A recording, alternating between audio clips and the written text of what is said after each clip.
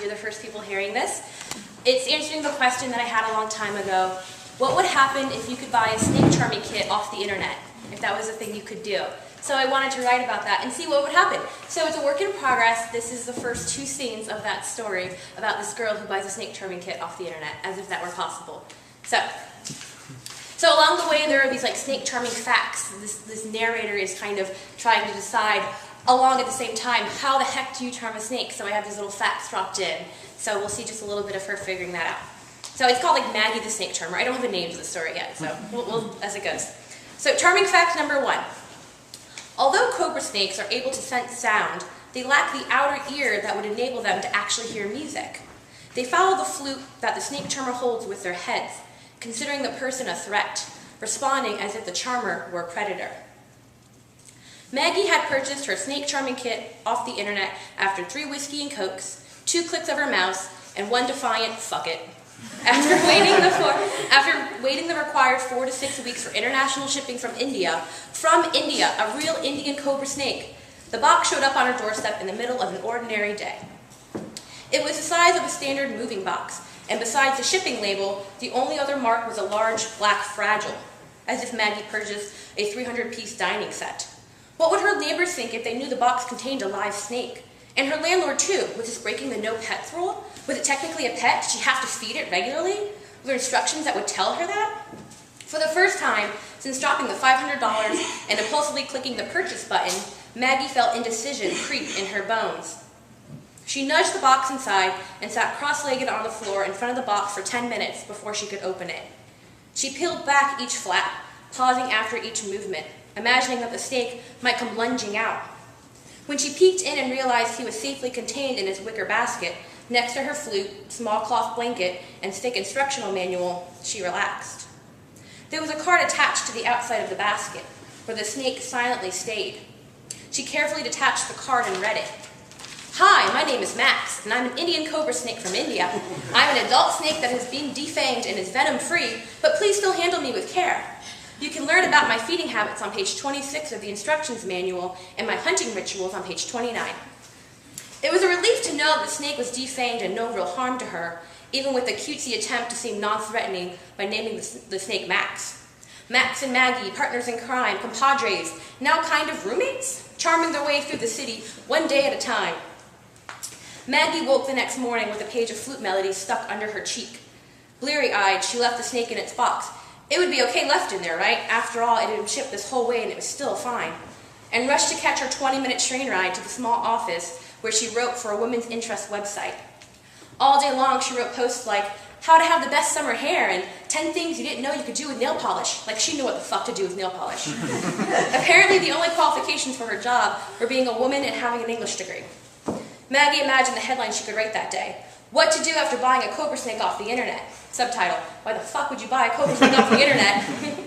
When she arrived back at her apartment that evening, after an entire train ride consumed with the thought, there is a live cobra in my apartment, the box was still in the same spot. As if she expected any different? Was she waiting to see the box turned over, the wicker basket upside down, the cobra snake waiting for her in the kitchen, ready to strike? She assumed the snake hadn't eaten since it's been shipped, but did she need to feed it something first? Bravely, and because she couldn't take the not knowing anymore, she quickly lifted the lid off the wicker basket.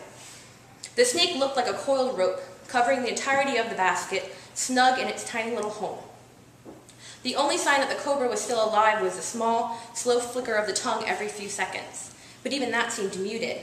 Other than its tongue, the reptile remained still. It's beautiful, and it was beautiful. Yellow-green scaly skin twisted and turned in wondrous coils.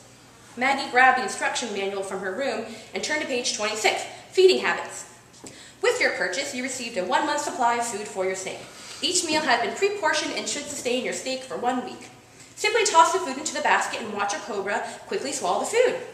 After the 1-month supply, your cobra should be feeling stronger and craving to hunt.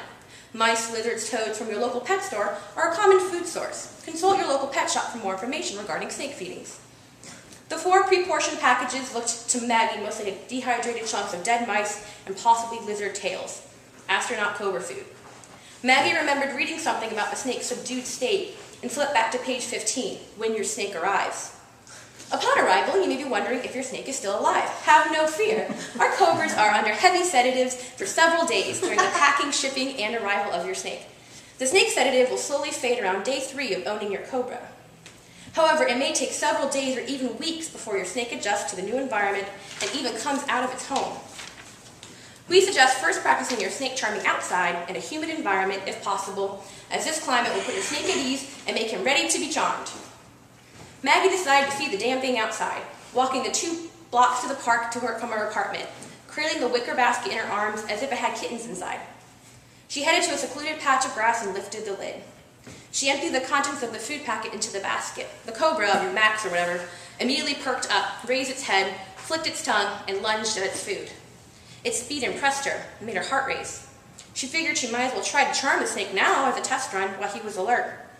Then Maggie remembered that she didn't bring the instruction manual with her. She didn't know any of the melodies.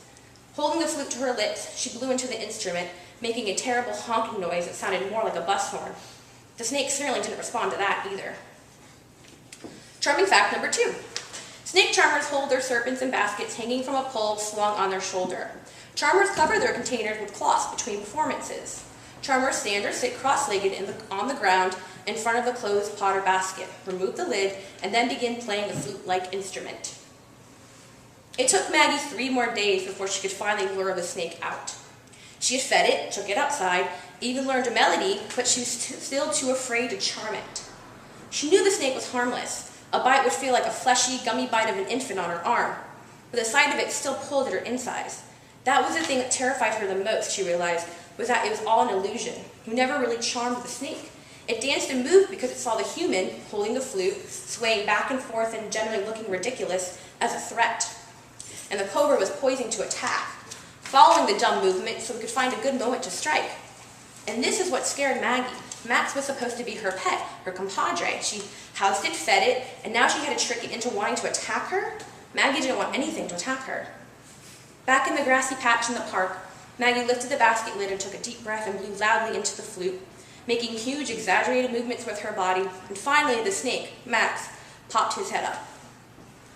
Seeing the cobra eyes fixated on her, wanting to attack her, almost made her drop the flute. But she kept playing, kept moving.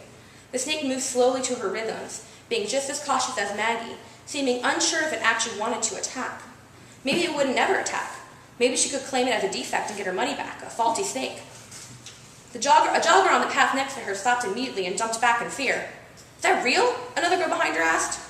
Within minutes, a few onlookers stood behind Maggie, watching her. Encouraged, Maggie played the melody over and over. The rhythm infused in her fingers now, and the snake looked at her in a trance.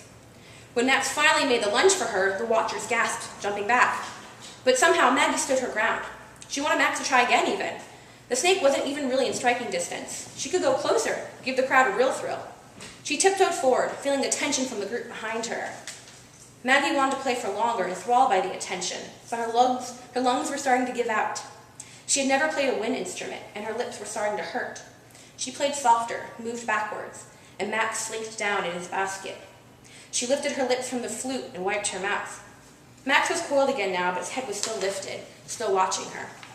She decided to feed him a small bit of food that she had in her pocket, to create a reward system for participating. The group around her clapped. Finally, Maggie looked at them, a few joggers, parents with their kids, an older couple. Maggie smiled and nodded to the crowd, out of breath, but feeling a wondrous new exhilaration that she had never felt before. That's it.